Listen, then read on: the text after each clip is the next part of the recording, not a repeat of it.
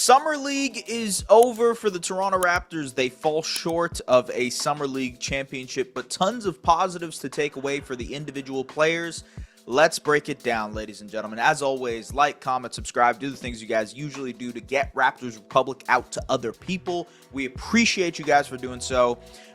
Man, it's been a week now since the Raptors were eliminated. Honestly, it was less than a week. It's been like 4 days since the Raptors have been eliminated from the Summer League. But nonetheless, a really, really great experience to watch. A lot of guys who probably end up playing rotation minutes for these Toronto Raptors, and we'll go through a few of these individually, break down some things that we saw, some notable things from all of these players, some things that they might have to improve on, but generally a lot of positives to take away from a group that had a defensive identity. Basically, everybody that I talked to in Vegas was like, hey man, you see how this team is locking in defensively? Like, that's how we want to play next year. That's the intensity we want to bring to every game. And that was, coaching staff, when I was talking to them, it was basically talking to, players on the side who were like, hey, like this is sort of what we want to do on a bigger stage at the NBA level. And I think the fact that they've gotten buy-in from a lot of these younger players, it's just an interesting dynamic because it seems like the younger group has completely bought into the style the Raptors coaching staff wants them to play.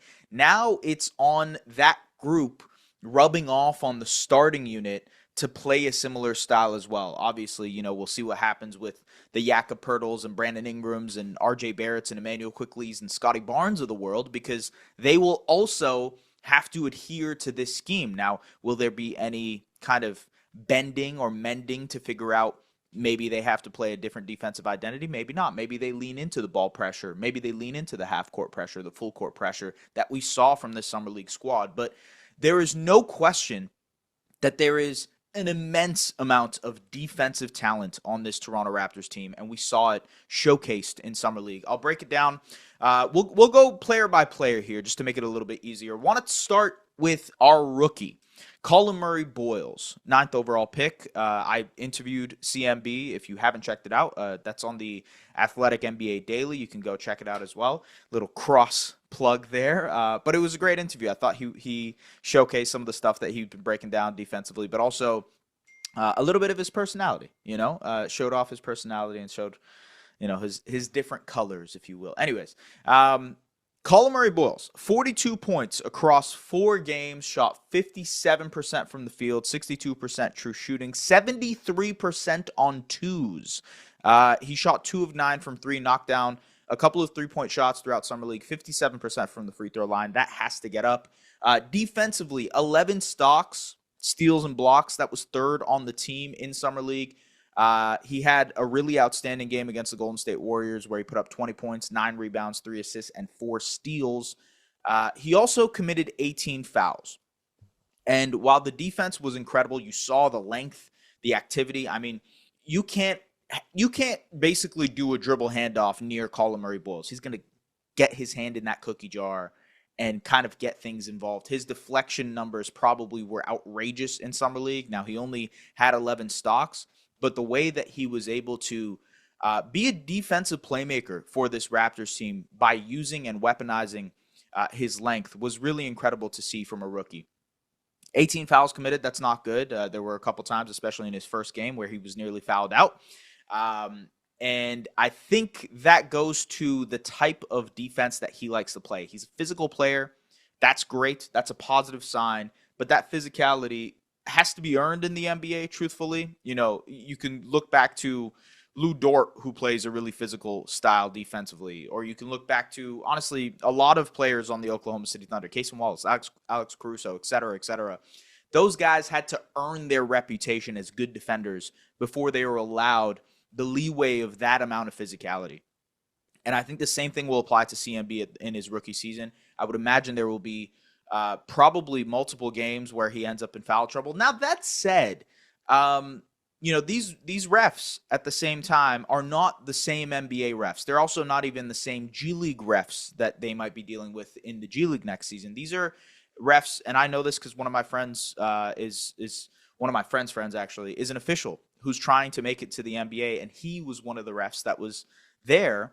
It's a bit of a training program for young referees to come in and get experience and figure out how they can make it to the next level, whether it's the G League, whether it's the NBA, college, or whatnot. So the Referees Association uses that platform, Summer League, much like how the NBA uses Summer League to groom these younger guys and younger referees to become, officials in the future. And so maybe you're not getting the same foul calls that you would get in in the NBA or in the G League. But that said, the fouling is going to be something of a question for CMB moving forward, just because of how physical of a player he is defensively.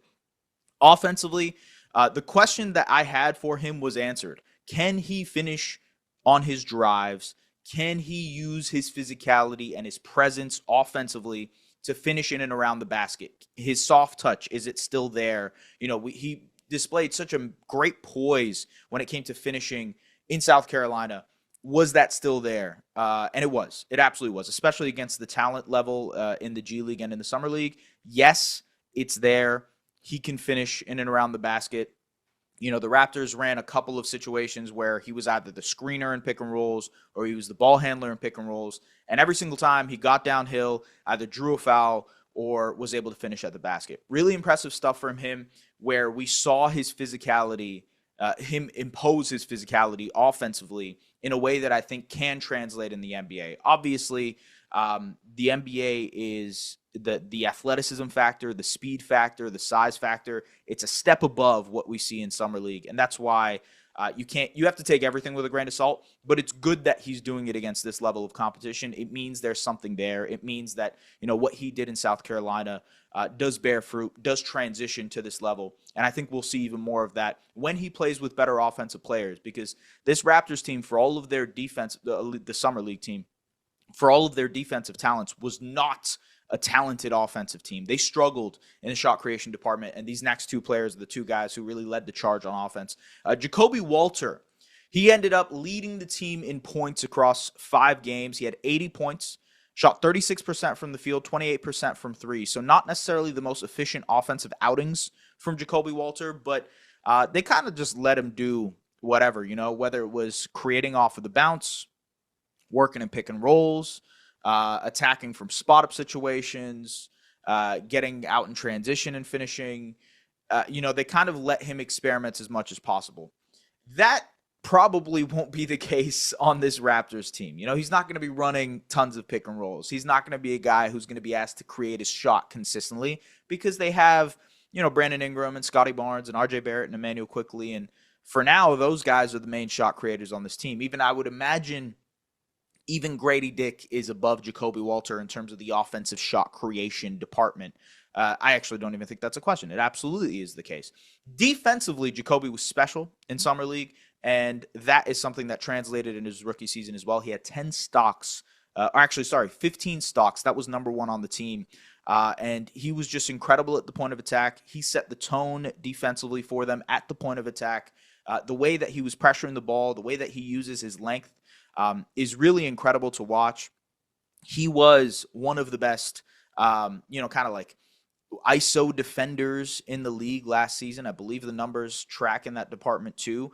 I would imagine the fact that he's gained a little bit of weight will actually add to that defensive prowess next season. He's going to be a very positive defensive player for them.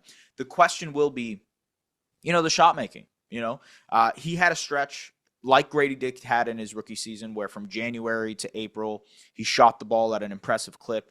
You need to do that consistently. He needs to knock down his spot-up looks pretty consistently. And that's the way that Jacoby Walter, maybe ends up cracking the starting lineup. Potentially, right? I know there's conversation about what will happen with this Raptors starting group moving forward. Would it make more sense to have Grady or Jacoby or Ochai or someone start in place of RJ Barrett? We'll see if that happens. It'll be tough to convince RJ Barrett, who makes $27 million a year, to come off of the bench. Maybe Darko Rajakovic has magic, and juice in convincing a player like that. Hey, Manu Ginobili came off of the bench. Can you do the same for us, RJ? I'm not sure if that'll be the case.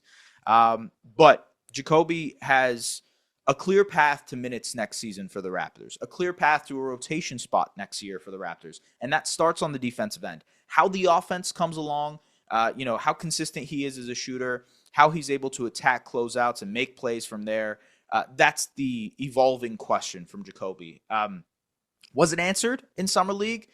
I don't know if it was, because there was a lot of experimentation on his front to create with the ball in his hands, to kind of see what he can do. And I don't think he was there yet offensively, truthfully. I think there are still a few steps he has to take as a ball handler, as a guy who's more comfortable, kind of catching it in rhythm and pulling up to get to the point where he can be a shot creator.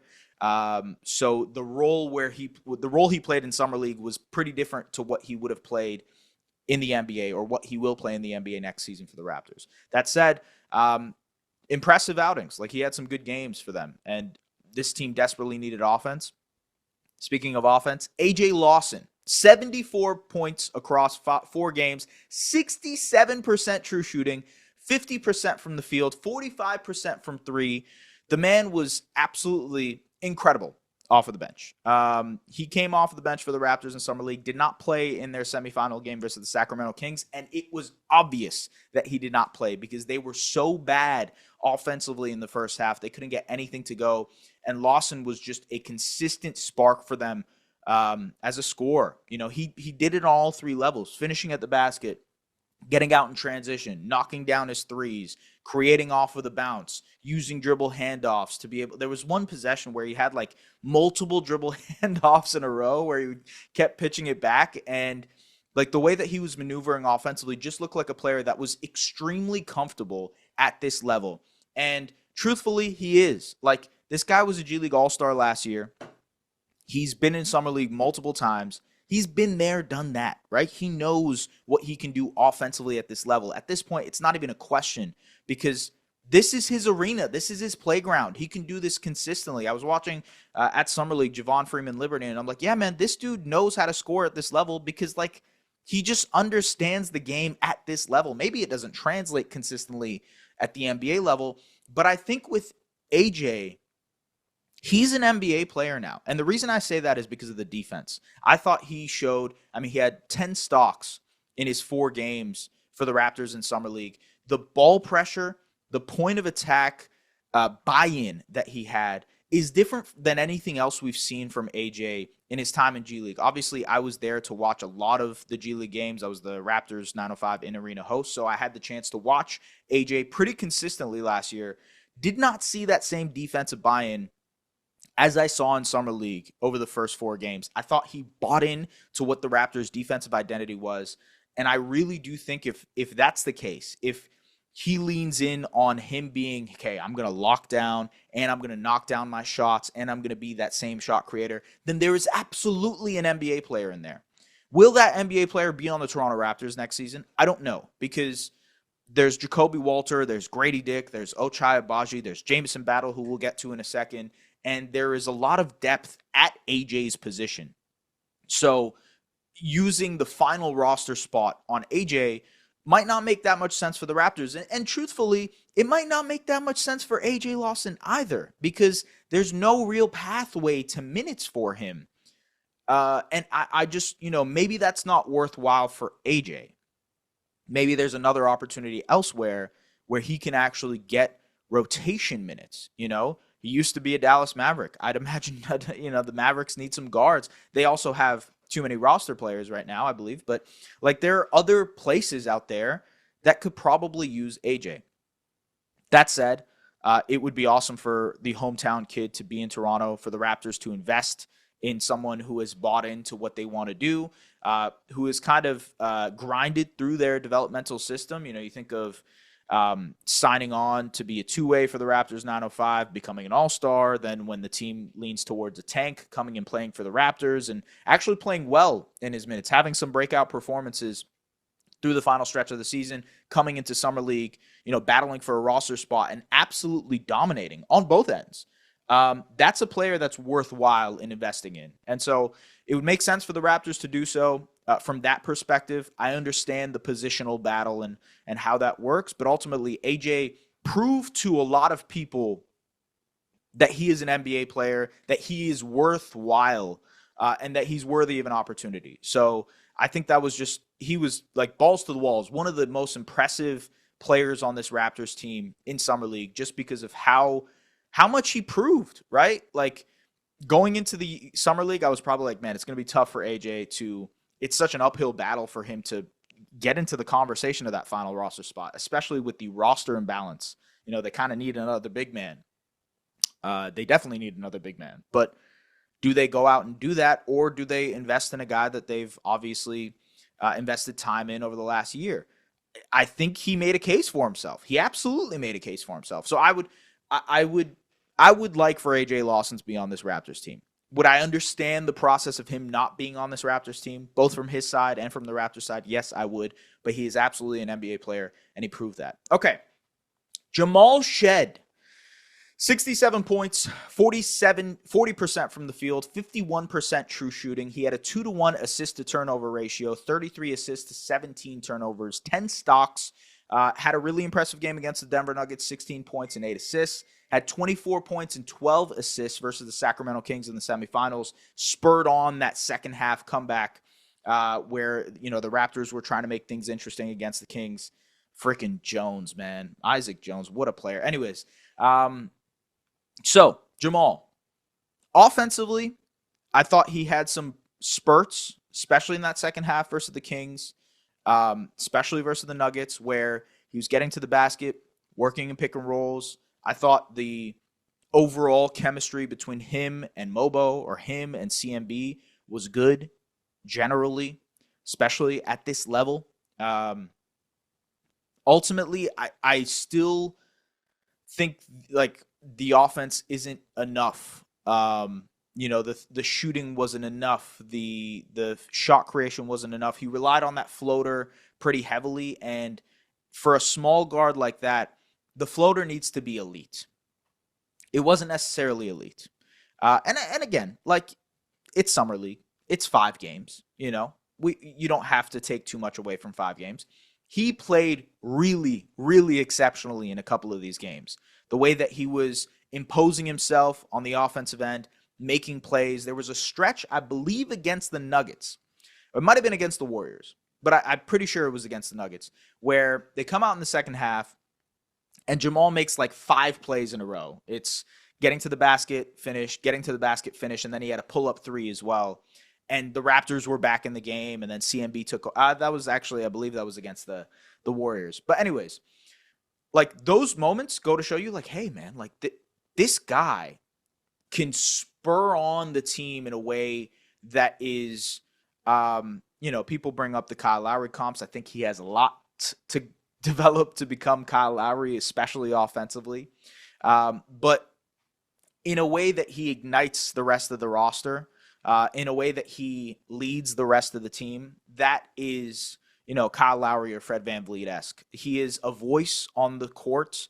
Watching the Raptors live in Summer League and honestly seeing him interact with some of the coaching staff and some of the players, he is very clearly an organizational piece for the Raptors. Not in just a sense of hey, this is a good character guy to bring into the team, but just he sets the tone for them in so many different ways because he's an adult in the room for the younger players, especially because he's a multi-year college guy. He's kind of been there, done that, obviously part of a huge program in Houston, and he's brought some of that poise to the Raptors organization in a way that Fred did, and I think that is what ultimately is the main calling card of Jamal Shead. He's been a calming factor for this young group. Yes, he sets the tone offensively. Yes, he pushes the pace. Does he need to improve as a scorer? Absolutely. Will he have his hurdles defensively to be as impactful as he can be at his size? Yes. But I thought there were moments and flashes where you get excited about him being the backup point guard for this team next season. We'll see how much of that translates for the Raptors next year. They will lean on Jamal, in my opinion, quite frequently because they are lacking in the point guard and ball handling department. Now, that said, you'll see Scotty Barnes and Brandon Ingram bring up the ball pretty consistently for this Raptors team next year alongside Emmanuel Quickley. But I do think Jamal will get some run as the backup point guard because of the way that he's galvanized this specific group. And you talk about bench mobs and how those bench mobs develop. A lot of the times it is because of the point guard orchestrating things. And Jamal, for all of his warts offensively, is a pretty good orchestrator. can set the table for his team, understands when to find players for shots or get a guy going, find Jamison Battle or find Jacoby Walter, hit Ulrich Chomche, be kind of a vocal piece for the Raptors. Jamal, in my opinion, I think had a positive summer league generally. Would I have loved to seen more? Yes, absolutely. Absolutely, I would have loved to see more. Would have loved to see him dominate, truthfully. But that said, it's a learning process for him to figure out how he can impact the game offensively without necessarily being a good scorer. I think that's the next level for him. It's finding something to score, to put pressure on the rim, to maybe even develop a mid-range game, something to go to offensively so that he can keep defenses honest while being a playmaker. Okay, Jamison Battle, 47 points across 5 games, 60% true shooting, 35% from 3. The key number here for Jamison Battle, who truthfully, did what I would expect for Jamison Battle to do. He's already a lights-out shooter. Probably was not as good shooting-wise in those 5 games. But again, whatever, small sample, doesn't really matter. We know what Jamison Battle can do in an NBA level when it comes to shooting. The number that pops out to me is 7 of 8 on twos.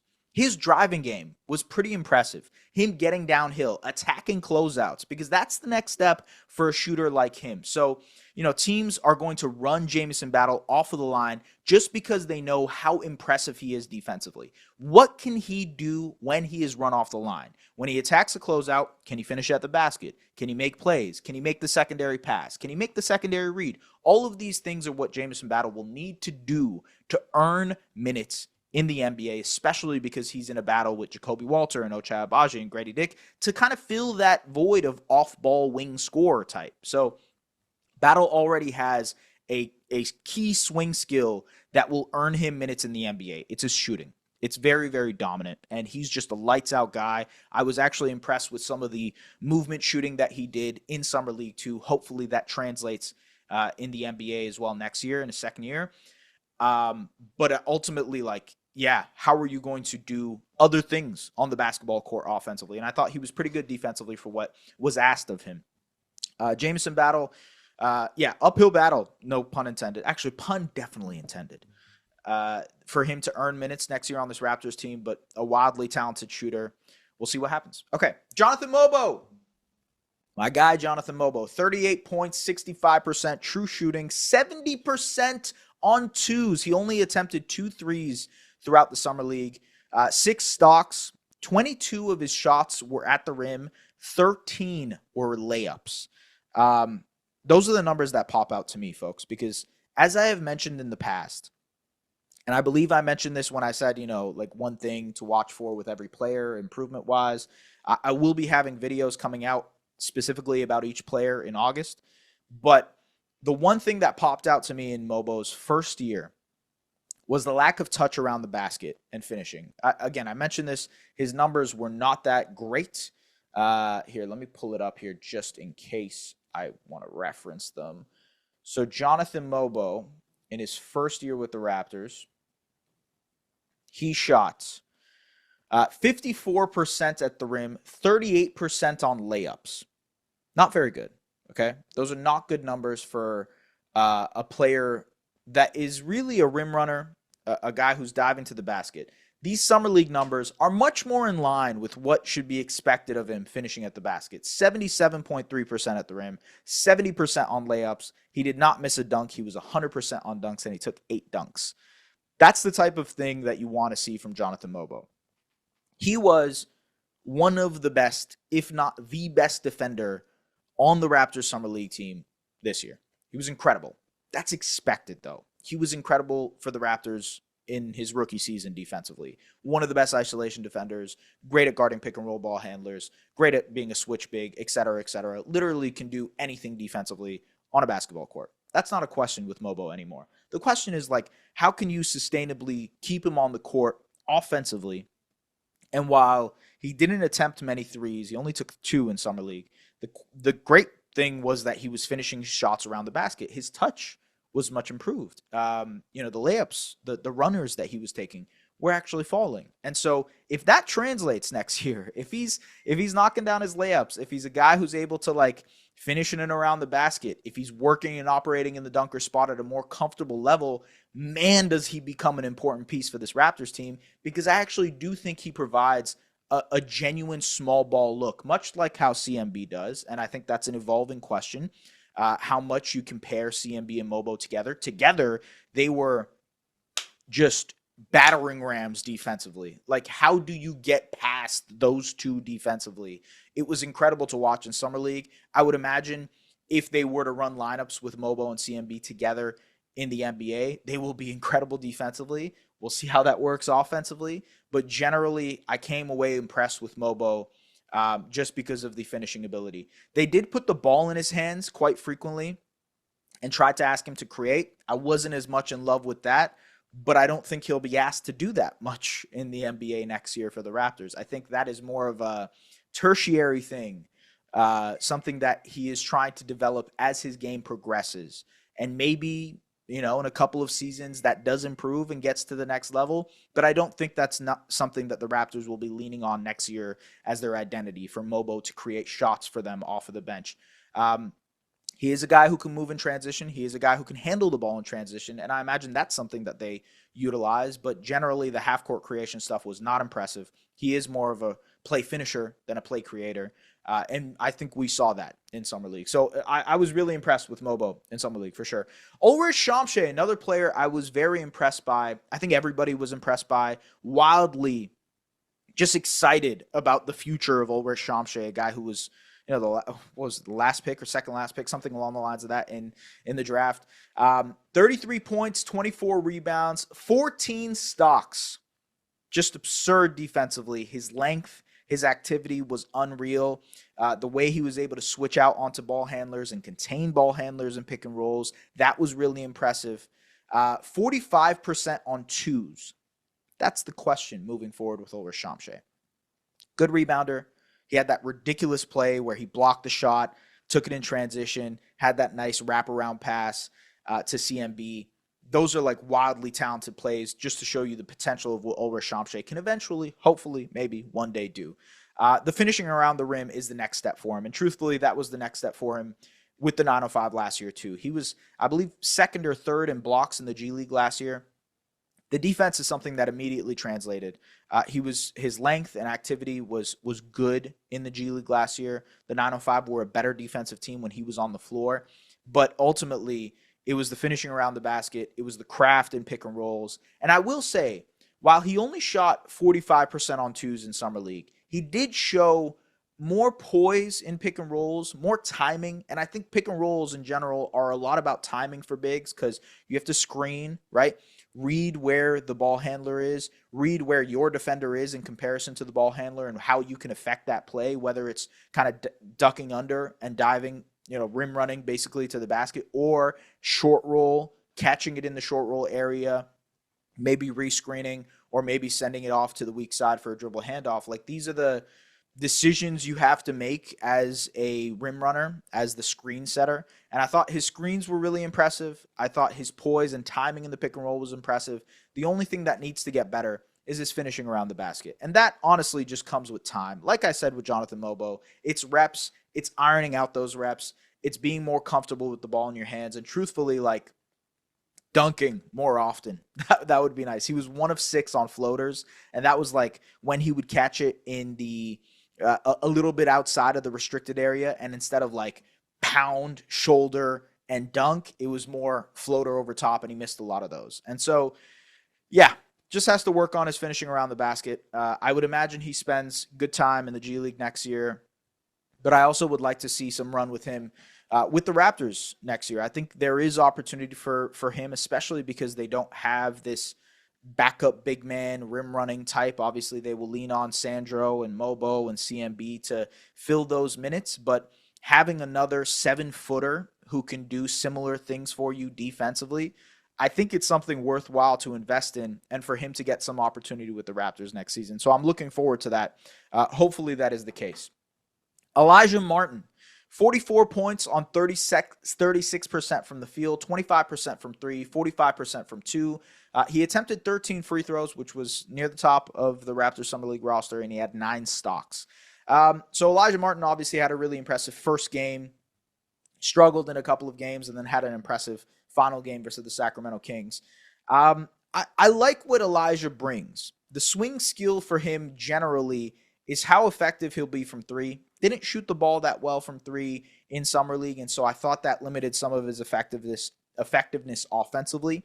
That said, you can clearly see what he brings on the defensive level.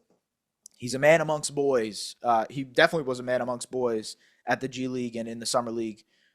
Not the G League, but the Summer League, just like against G League competition. You can clearly tell that him just being like a multi-year college guy, like he's just grown. He's just a grown person, and it wasn't even comparable to some of the other guys that he was guarding. And so how does that look at the NBA level?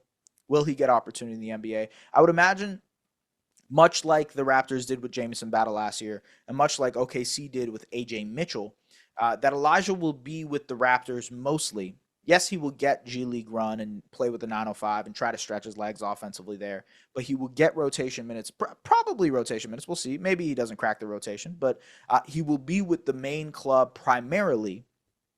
And if he plays in games, he'll eventually get converted to an actual contract deal instead of a two-way.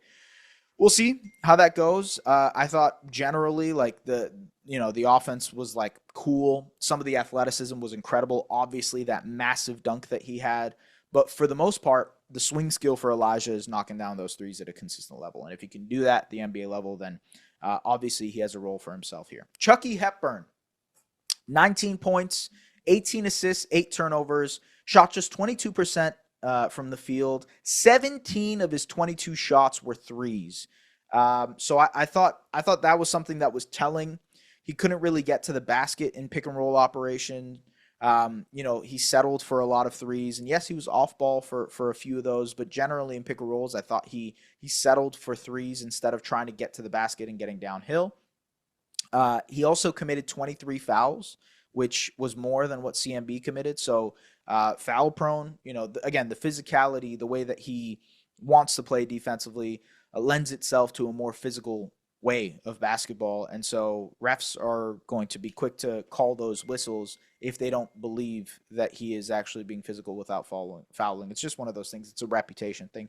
That said, impressed with Chucky Hepburn in the sense that he can operate in pick and rolls. I thought some of the lobs that he threw to Ulrich Chomche and Jonathan Mogbo and CMB, those were impressive. Some of the connections that he made with those guys was nice. Generally, definitely needs some ironing out in the G League offensively. Definitely needs to figure out like what his game is at the NBA level. How can he basically score, truthfully? He was a really great pick and roll operator in Louisville, right? How can he do that in the NBA consistently?